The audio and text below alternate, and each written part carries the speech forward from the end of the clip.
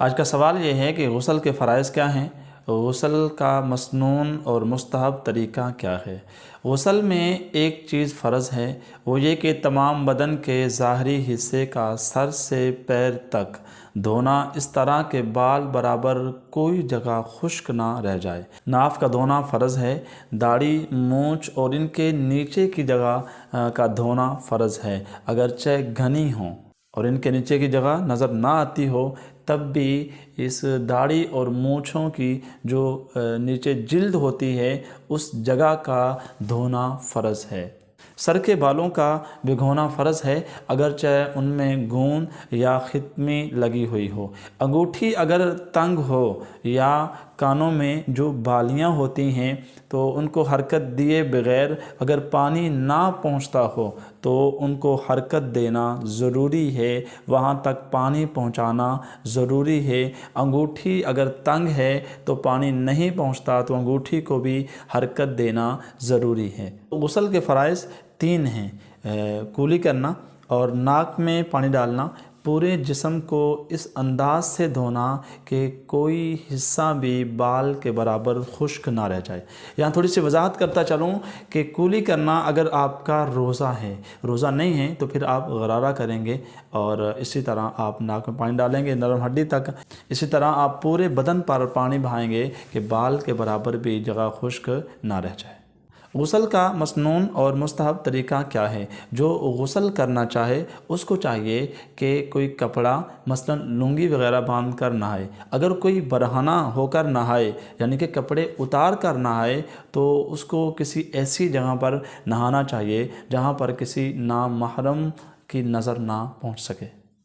عورت کو اور برہنہ نہانے والے کو چاہیے کہ بیٹھ کر نہائے، اور اگر کوئی مرد کپڑا پہن کر نہا رہا ہے تو اس کو پھر اختیار ہے، وہ چاہے تو بیٹھ کر نہائے اور چاہے تو وہ کھڑا ہو کر نہائے۔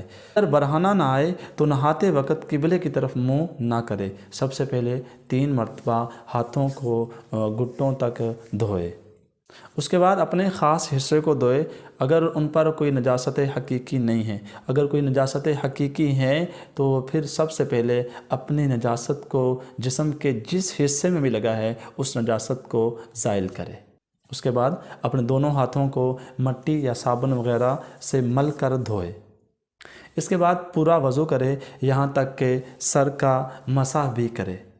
اور اگر کسی ایسی جگہ پر نہا رہا ہے جہاں پر پانی غسل کے وقت جمع ہوتا ہے تو اس کو یہ چاہیے کہ اپنے پاؤں کو نہ دھوئے، پاؤں کو اس وقت دھوئے جب غسل سے فارغ ہو جائے، فراغت کے بعد پاؤں کو دھو لے۔ اور عام طور پر آج کل یہ غسل خانوں میں یہ چیزیں نہیں ہوتی، یہ پہلے دور میں رسول اللہ صلی اللہ علیہ وسلم کے دور میں، صحابہ کے دور میں یہ چیزیں ہوتی تھی۔ جس جگہ غسل کرتے تھے عام طور پر پاؤں کی جگہ میں یہ پانی جمع ہو جایا کرتا تھا، تو یہ ان کے لیے حکم ہے کہ جہاں پر جن غسل خانوں میں جہاں پر انسان نہا رہا ہے، غسل کر رہا ہے، تو وہاں پر اگر پانی جمع ہو جاتا ہے تو پھر جو پاؤں دھونے ہیں وہ غسل کے فراغت کے بعد سب سے آخر میں پاؤں کو دھوئے۔